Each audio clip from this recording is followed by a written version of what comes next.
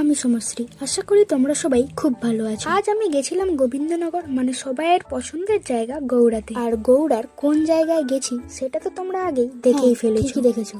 আজ আমরা যাচ্ছি বং পিজাতে। বেশ কয়েক মাস হয়ে গেল ওইখানে আমার আগে আমরা মাসে অন্তত দুবার আসতাম। কারণটা হলো বন্ধুদের জন্মদিনে পার্টিতে জমিয়ে খাওয়া দাওয়ার জন্য। আমাদের মতো কারা কারা বন্ধুর জন্মদিনে বন্ধুরই পকেট ফাঁকা করে খাওয়া দাওয়া করো তারা কিন্তু কমেন্টে জানাও। আর এইখানে আমরা একটা জিনিসই অর্ডার করেছিলাম, সেটা হচ্ছে পিৎজা।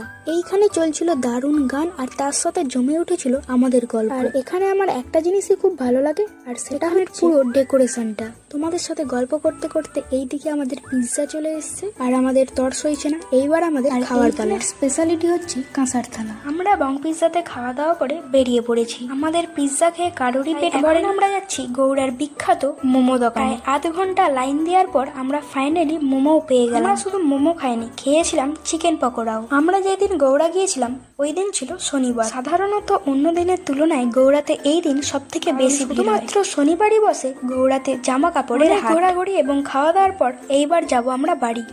সবাই ভালো থাকবেন, সুস্থ থাকবেন, দেখা হচ্ছে নেক্সট ভিডিওতে। টাটা।